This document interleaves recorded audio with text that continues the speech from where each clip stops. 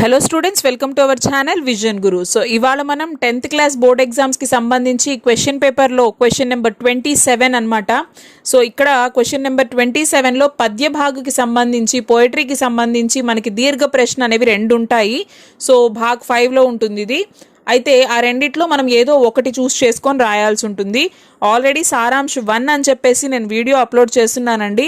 So ఆ question, ఈ question, ఈ 2 క్వశ్చన్స్ నేర్చుకుంటే చాలు. పోయట్రీలో మిగతా అన్ని లెసన్స్ మీరు ప్రిపేర్ అవ్వాల్సిన అవసరం లేదు ఈ రోమన్కి సంబంధించి. సో ఈ 2 క్వశ్చన్స్ మీరు నేర్చుకున్నట్లయితే చక్కగా 8 మార్క్స్ అనేవి మీరు హాయిగా ఈజీగా సంపాదించుకోవచ్చు. అయితే ఇక్కడ చూడండి, పద్యభాగ సారాంశం 1లో మనం మాట్లాడుకున్నట్లయితే మీరాబాయి పద్ లెసన్ నుంచి మనం సారాంశం అనేది క్వశ్చన్ ఏ విధంగా అడిగినా కూడా మనము ఆన్సర్ ఎలా ప్రిపేర్ అవ్వాలి అంటే ఒక్కొక్క క్వశ్చన్కి ఒక్కొక్క ఆన్సర్ కాకుండా ఎలా అడిగినా మనం రాసేలాగా సారాంశం అనేది ఎక్స్ప్లెయిన్ చేసి వీడియో అప్లోడ్ చేస్తున్నాను. చూడని వాళ్ళు ఉంటే ప్లేలిస్ట్లో చెక్ చేయండి, నేను లింక్ కూడా డిస్క్రిప్షన్లో ఇస్తాను. అయితే ఈరోజు మనము సారాంశ్ 2 డిస్కస్ చేసుకోబోతున్నాము. ఇది వచ్చేసి పర్వత్ ప్రదేశ్ మే పావస్ ఈ లెసన్కి సంబంధించిందనమాట. అయితే ఇది కూడానండి పర్వత్ ప్రదేశ్ మే పావస్కి సంబంధించి మీకు క్వశ్చన్ ఎలా అడిగినా సరే, ఏ క్వశ్చన్ అడిగినా సరే పర్వత్ ప్రదేశ్ మే పావస్ అని మిమ్మల్ని క్వశ్చన్ చూడగానే మీరు కళ్ళు మూసుకొని ఆన్సర్ రాసేసుకోవచ్చు. సో అలాగా ఈజీగా మనకి ఆన్సర్ అనేది నేను ఇప్పుడు ఎక్స్ప్లెయిన్ చేస్తాను మీకు. అయితే చూడండి, సపోజ్ క్వశ్చన్స్ ఎలా అడగొచ్చు అనేది నేను ఇచ్చానమాట. ఫస్ట్ ఇవి చూద్దాము. ఫస్ట్ అయితే पर्वत प्रदेश में पावस कविता में कवि ने प्रकृति का वर्णन किस प्रकार किया है. సో పర్వత్ ప్రదేశ్ మే పావస్ ఈ కవితలో కవి ప్రకృతిని ఎలా వర్ణించారు. पर्वत प्रदेश में पावस नामक कविता का प्रतिपाद्य कथ्य अपने शब्दों में लिखिए. లేకపోతే ఈ పోయంలోని భావం మీ మాటల్లో రాయండి. पर्वत प्रदेश में पावस के दृश्यों को कवि ने इंद्रजाल क्यों कहा है. సో ఇందులోని దృశ్యాలని కవి ఇంద్రజాల్ అంటే మ్యాజిక్ అని ఎందుకు అన్నాడు. पर्वत प्रदेश में पावस के आधार पर प्रकृति के सबसे मनोरम दृश्यों का चित्रण अपने शब्दों में कीजिए. సో ఈ లెసన్ బేస్ మీద ప్రకృతి యొక్క అందమైనటువంటి దృశ్యాలని మీ మాటల్లో వర్ణిస్తూ రాయండి. లేదంటే సుమిత్రానందన్ పంత్ నే पर्वत प्रदेश में प्रकृति का वर्णन कैसे किया है. ఎలా అయినా సరే కవి పేరు కనిపించినా, పర్వత్ ప్రదేశ్ మే మీకు పావస్ అని కనిపించినా ఈ క్వశ్చన్ మీరు రాసేసుకోవచ్చు అనమాట. ఫస్ట్ అయితే చెప్పాను కదా, దీర్ఘ ప్రశ్న రాసేటప్పుడు మనము సారాంశం రాస్తున్నాం కదా. సో ఆ లెసన్ నేము, అది రాసినటువంటి కవి కవయిత్రి వాళ్ళ నేము ఫస్ట్ అయితే రాయాలి. పాఠ్ కా నామ్ పర్వత్ ప్రదేశ్ మే పావస్, కవి కా నామ్ సుమిత్రానందన్ పంత్. రాసిన తర్వాత కవి యొక్క బేసిక్ ఇన్ఫర్మేషన్ అనేది మనము ఒక 4 to 5 పాయింట్స్ రాయాల్సి ఉంటుంది.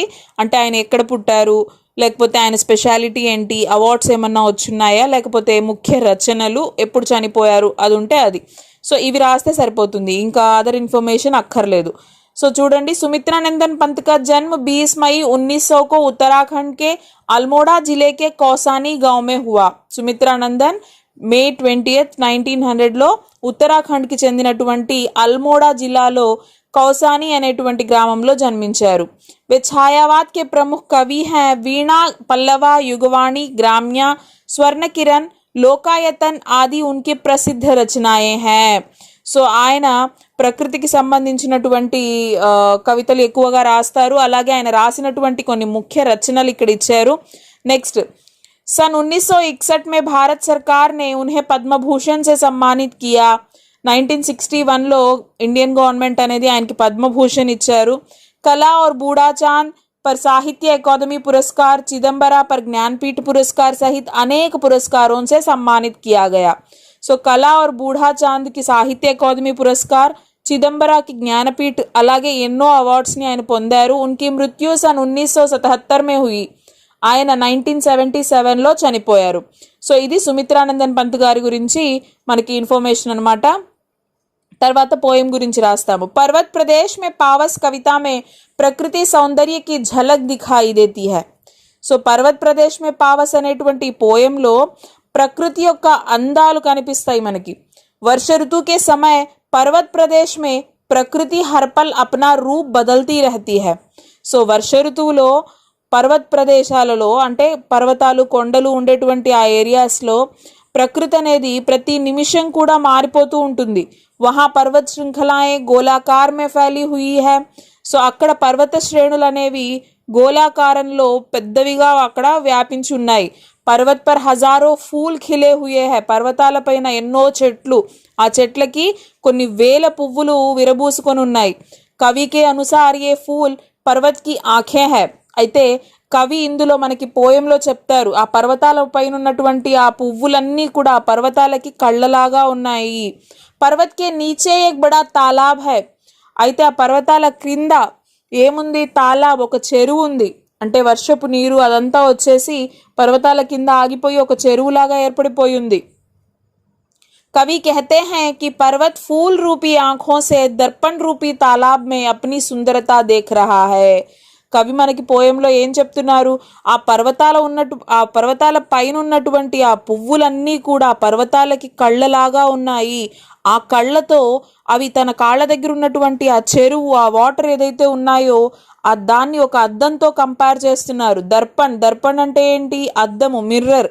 సో ఆ మిర్రర్లో తన ఫేస్ని చూసుకుంటుందేమో, అంటే ఆ కళ్ళుగా మలుచుకొని ఆ పువ్వులని తన రూపాన్ని తను చూసుకుంటుందేమో, ఆ పర్వతము తన రూపాన్ని అద్దంలో చూసుకుంటుందేమో, తన అందాన్ని చూసుకుంటుందేమో అని చెప్పేసి కవి చెప్తున్నారు. బహతే హుయే ఝర్నే మోతీకి లడియోన్ జైసే సుందర్ దిఖాయి దేతే హై. అయితే పైనుంచి కిందకి పడుతున్నటువంటి ఆ జలపాతంలోని నీటి బిందువులు చూడడానికి ఎలా అనిపిస్తున్నాయి? పైనుంచి ఆ ఫోర్స్గా కింద పడడంలో ఒక్కొక్క బిందువు కూడా ఒక ముత్యంలాగా, ముత్యాల మాలలు కిందకి రాలుతున్నట్లుగా, ముత్యాలు కింద పడుతున్నట్టుగా అందంగా కనిపిస్తున్నాయి. పర్వత్ పర్ ఊంచే ఊంచే పేడ్ హై. పర్వతాలపైన ఎత్తైనటువంటి పెద్ద పెద్ద వృక్షాలు కూడా ఉన్నాయి. అచానక్ బాదలోం కే ఛానే సే ఐసా లగ్తా హై కి జైసే పర్వత్ గాయబ్ హో గయే హై. ఒక్కసారిగా మబ్బులు, అంటే ప్రతి నిమిషం వాతావరణం మారిపోతుందని చెప్పాం కదా. సో అలాగా ఉన్నపళంగా ఒక్కసారిగా మబ్బులు కమ్మేసుకున్నప్పుడు అక్కడ ఎలా అనిపిస్తుంది అంటే పర్వతాలు మాయమైపోయాయేమో, కనిపించడం లేదే అనిపిస్తుంది. కేవల్ ఝర్నోం కా షోర్ హీ సునాయి దే రహా హై. కేవలం ఆ వాటర్, జలపాతాల నుంచి పడుతున్నటువంటి ఆ వాటర్ యొక్క సౌండ్ మాత్రమే వినిపిస్తుంది. నీళ్లు కనిపించట్లేదు, కొండలు కనిపించట్లేదు.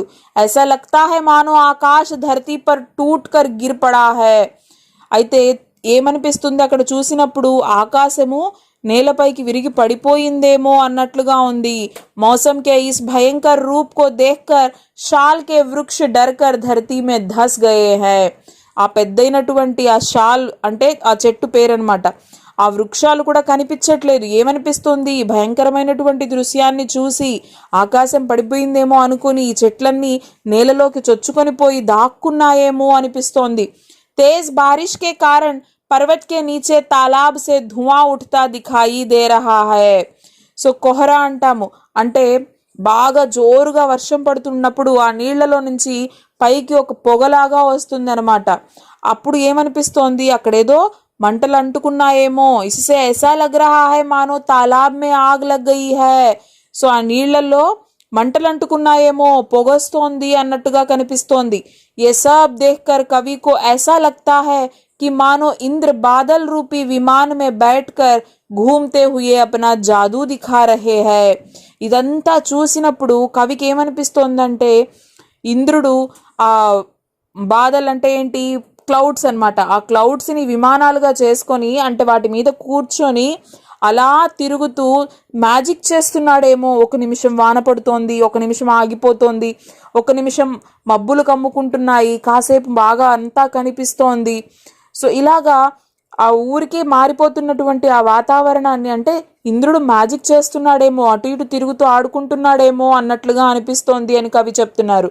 इस तरह कवि ने प्रकृति के सबसे मनोरम दृश्यों का सुंदर चित्रण किया है. ఈ విధంగా కవి ప్రకృతి యొక్క అందమైనటువంటి దృశ్యాలన్నిటినీ కూడా చాలా అందంగా ఇక్కడ వర్ణించడం జరిగింది పోయంలో. సో చూడండి ఎంత చక్కగా మనకి అన్ని పాయింట్స్ కవర్ అయిపోయాయో. ఇక్కడ మనకి మీకు చూడడానికి చాలా పాయింట్స్ ఉన్నట్టుగా ఉంది, కానీ ఇక్కడ మనం చాలా తక్కువ పాయింట్స్ రాసాము. ఎందుకంటే ఇక్కడ కవి పరిచయం కొంచెం వచ్చేస్తుంది. 5 to 6 పాయింట్స్ ఇక్కడ మనం కవి పరిచయంలోనే కవర్ చేసేస్తున్నాము. ఇకపోతే ఇవి ఇవి కూడా ఏంటి అంటే ఇందులో మనం 4 మార్క్స్కి క్వశ్చన్స్ నేర్చుకుంటాము. సో అందులో వచ్చిన పాయింట్సే ఇవన్నీ కూడాను, కొత్తగా ఎక్కడి నుంచి తీసుకురాలేదు. ఇంతకుముందు నేను నోట్స్ ఇచ్చున్నాను కదా, క్వశ్చన్స్ అనేవి ఎక్స్ప్లెయిన్ చేస్తున్నాను, అందులోవే ఇవి పాయింట్స్ కూడాను. సో కాబట్టి చాలా సింపుల్గా మనము ఈ క్వశ్చన్ని నేర్చేసుకోవచ్చు అనమాట. ఈ విధంగా మీరు ఈ 2 సారాంశాలు నేర్చేసుకోండి. సారాంశ్ 1, సారాంశ్ 2 ఇచ్చాను. పద్ అలాగే పర్వత్ ప్రదేశ్ మే పావస్, ఈ 2 చక్కగా నేర్చుకొని స్పెల్లింగ్ మిస్టేక్స్ లేకుండా మంచిగా ప్రాక్టీస్ చేయండి.